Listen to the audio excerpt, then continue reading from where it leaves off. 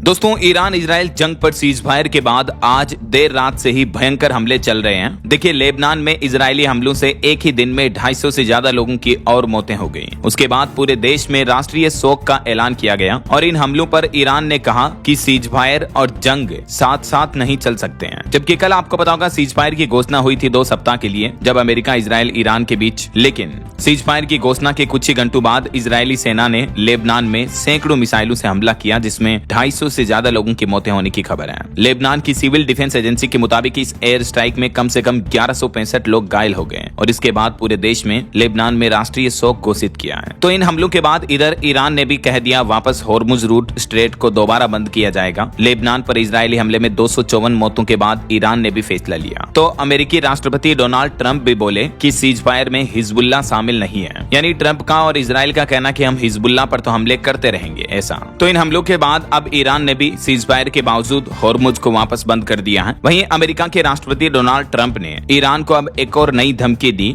और कहा कि जब तक युद्ध के बीच पूर्ण समझौता नहीं हो जाता तब तक होर्मुज रूट के आसपास हमारी सेना यानी अमेरिकी सेना तैनात रहेगी। और संघर्ष विराम यानी सीज फायर पर भी ट्रंप ने चेतावनी देते हुए कहा कि जब तक असली समझौता पूरी तरह से लागू नहीं हो जाता तब तक अमेरिकी सेना और उसके घातक हथियार ईरान को घेरे रखेंगे। उन्होंने 2 टूक जवाब देते हुए कहा कि यदि ईरान ने अपने वादे को तोड़ा तो इसके परिणाम फिर बहुत गंभीर होंगे। अमेरिका, इजराइल, ईरान के बीच हाल ही में एक अस्थायी सीज फायर की घोषणा के बाद अब आज एक बार फिर से तनाव बढ़ता नजर आ रहा, क्योंकि अमेरिकी राष्ट्रपति ट्रंप ने ईरान को कड़ा संदेश देते हुए चेतावनी दी कि अगर ईरान ने समझौता तोड़ा तो ईरान के खिलाफ पहले से भी कहीं अधिक घातक कार्रवाई की जाएगी। जबकि समझौता खुद इजराइल और अमेरिका तोड़ रहे हैं। देखिए जरा इन पावरफुल देशों की रणनीति। और सीज फायर पर अब ईरान के जो नए सुप्रीम लीडर बने मुज्तबा खामेनेई, उनका भी पहला बयान सामने आया। खामेनेई बोले कि जंग अभी खत्म नहीं हुई है, लेकिन फिलहाल फायरिंग बंद करे सेना। अली खामेनेई की मौत के बाद बने ईरान के सर्वोच्च नेता मुज्तबा खामेनेई ने फिलहाल अपनी सेना को फायरिंग रोकने का आदेश दिया है, लेकिन ये भी स्पष्ट किया कि यह युद्ध का अंत नहीं है। और ईरान ने भी उधर सख्त चेतावनी देते हुए कहा कि हमारी भी उंगलियां ट्रिगर पर हैं। अगर अमेरिका और इजराइल की ओर से कोई भी गलती की जाती है तो जवाब पूरी ताकत से दिया जाएगा। यानी देखा जाए दोस्तों तो अभी कोई भी देश अपनी हार नहीं मान रहा है और पीछे हटने को तैयार नहीं है।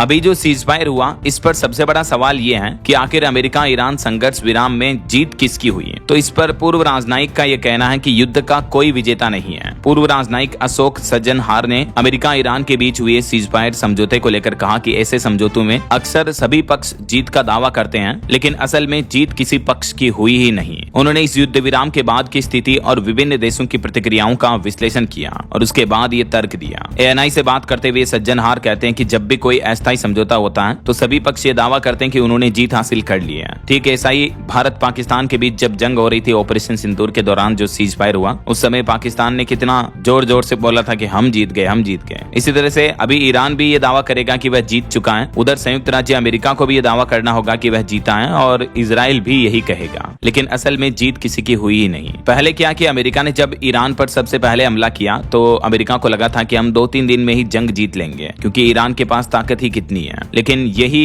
ट्रंप की जो सोच थी वो उनको महंगी पड़ी, भारी पड़ी। खुद ईरानी नेता ने भी कहा कि ट्रंप अपनी रणनीति में फेल हो गए। ट्रंप ने जैसा सोचा था वैसा असल में हुआ नहीं। इस बीच अब खबर है दोस्तों, सीज फायर के बाद कल 10 अप्रैल को पाकिस्तान की राजधानी इस्लामाबाद में बातचीत तय हुई। 2 सप्ताह के युद्ध विराम पर अमेरिका और ईरान में जो सहमति बनी, तो इन मुद्दों को लेकर अब कल बातचीत होगी। तो देखते हैं दुनिया के कई देश मिलकर इस मुद्दे पर अहम बातचीत में क्या फैसला लेते हैं। इधर इजराइल का भी कहना है कि ये युद्ध का अंत नहीं है, हम किसी भी कीमत पर ईरान को परमाणु हथियार नहीं बनाने देंगे। इजराइल के प्रधानमंत्री बेंजामिन नेतन्याहू ने सीज फायर के बाद एक बार फिर से ईरान को यह धमकी दी और ट्रंप का भी यही कहना है। देखिए संघर्ष विराम के बाद ट्रंप भी बोले कि ईरान के लिए यूरेनियम संवर्धन पर रोक रहेगी और ईरान से टैरिफ प्रतिबंधों पर भी बातचीत होगी। इतना ही नहीं, अमेरिकी राष्ट्रपति ट्रंप ने तो दुनिया भर के देशों को यह भी चेतावनी दी कि जो देश ईरान की मदद करेगा, ईरान को सैन्य हथियार उपलब्ध कराएगा, तो उन देशों पर हम 50% अतिरिक्त टैरिफ लगाएंगे। ईरान को हथियार देने वाले देशों से अब ज्यादा टैरिफ वसूलेगा अमेरिका, ये भी सख्त चेतावनी दे दी है ट्रंप ने। चलिए अगली बड़ी खबर देखिए दोस्तों, होर्मुज पर भी ईरान ने एक बड़ा फैसला लिया, जहाजों के लिए नए रास्ते तय हुए, समुद्री माइन का भी अलर्ट जारी हुआ, तेल सप्लाई पर असर पड़ सकता है एक बार फिर से। कई एक्सपर्ट्स को तो इस बात की चिंता है कि क्या दुनिया की तेल लाइफलाइन खतरे में है, क्योंकि अब हॉर्मुज जल डमरू मध्य में बढ़ते समुद्री माइन के खतरे के बीच ईरान का एक बड़ा फैसला सामने आया है, जिसने दुनिया भर के लिए वैश्विक व्यापार और सुरक्षा को लेकर एक नई चिंता खड़ी कर दी है।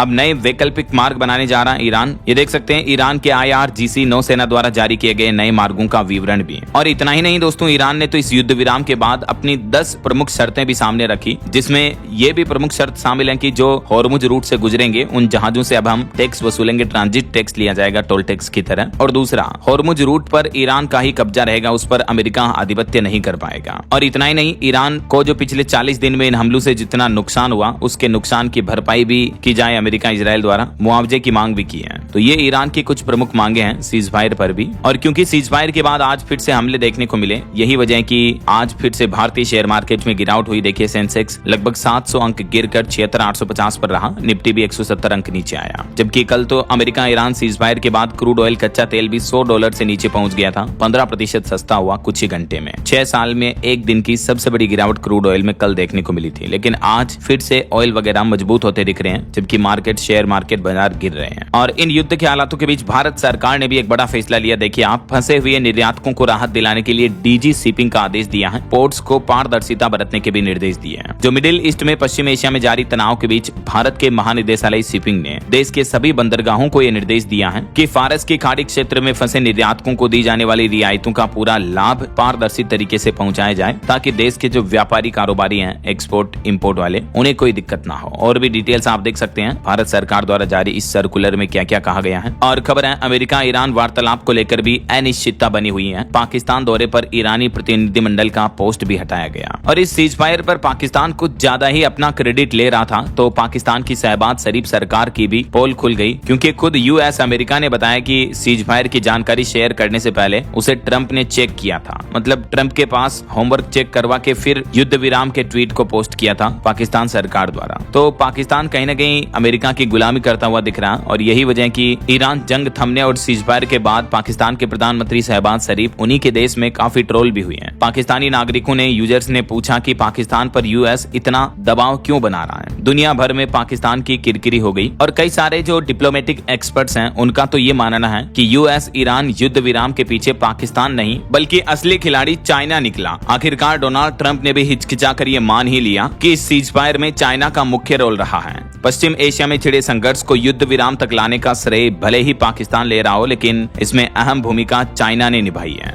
कई पॉलिटिकल एक्सपर्ट्स का यह मानना है कि पाकिस्तान ने तो केवल बिचौलिया की भूमिका निभाई अमेरिका के साथ, जबकि ईरान को युद्ध विराम में मनाने के लिए चीन ही असली खिलाड़ी बनकर उभरा है। पाकिस्तान की बात तो ईरान ने मानी ही नहीं थी। खुद अमेरिका ने माना कि ईरान को चाइना ने समझाया, तब जाकर ईरान युद्ध विराम के लिए माना, वरना तो ये युद्ध एक और विनाशकारी युद्ध की ओर आगे बढ़ता दिख रहा था। लेकिन चाइना के द्वारा ईरान को समझाने पर अचानक 2 सप्ताह का युद्ध विराम हो गया। इधर इजराइल का यही कहना है अभी भी कि लेबनान पर लागू नहीं होगा ये युद्ध विराम। पाकिस्तान के प्रधानमंत्री शहबाज शरीफ के दावों को भी इजराइल के प्रधानमंत्री बेंजामिन नेतन्याहू ने खारिज कर दिया, जबकि पाकिस्तानी पीएम ने कहा था कि ईरान, अमेरिका और लेबनान अन्य सभी क्षेत्रों में भी युद्ध विराम पर सहमत हो गए हैं, जबकि इजराइल ने सीधा सीधा मना कर दिया। इससे भी पाकिस्तान की बड़ी किरकिरी हुई। खैर, इधर हमारे भारत में भी विपक्षी नेताओं ने, कांग्रेस वगैरह ने जंग थमने में पाकिस्तान की भूमिका पर भारत के प्रधानमंत्री नरेंद्र मोदी को घेरा। विश्व गुरु का जिक्र करते हुए कांग्रेस महासचिव जयराम रमेश ने कहा कि जम्मू कश्मीर में आतंकवाद के प्रति पाकिस्तान के निरंतर समर्थन के लिए उसे अलग थलग करने और दुनिया को यह समझाने की नीति की वह एक विफल राष्ट्र है, स्पष्ट रूप से सफल नहीं हुई है।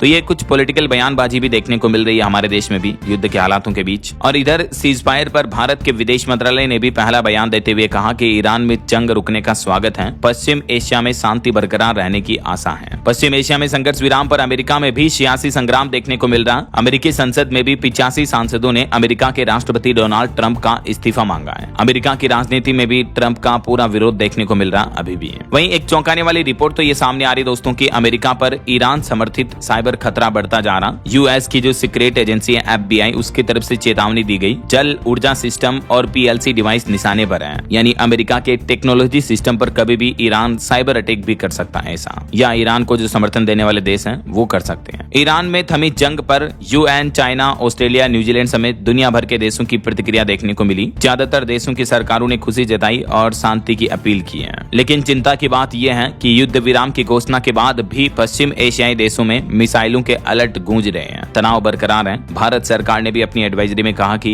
ईरान में रहने वाले भारतीय नागरिक जल्द से जल्द अपने देश लौट आएं। तो ये सब संकेत ये बताते हैं कि ये युद्ध विराम बीच में ही कभी भी खत्म हो सकता है और फिर से भयानक हमले देखने को मिल सकते हैं। तो ये आज की जंग के हालात चल रहे हैं। रोजाना की ताजा बड़ी खबरें, मुख्य समाचार, हेडलाइंस, न्यूज, सुर्खियां देखते रहने के लिए बिल्कुल आप जुड़े रहेगा दोस्तों मेरे साथ DLS न्यूज चैनल को सब्सक्राइब करके बेल आइकन जरूर दबा देना और इस वीडियो पर एक लाइक और शेयर भी कर देना, ताकि आपको रोजाना की ताजा खबरें, महत्वपूर्ण मुख्य समाचार, काम के न्यूज अपडेट सबसे पहले आपके मोबाइल पर मिलते रहेंगे। ओके, ख्याल रखिएगा अपने आप का, अपने परिवार का। मिलेंगे अगले नेक्स्ट अपडेट में, तब तक के लिए जय हिंद, जय भारत, वंदे मातरम।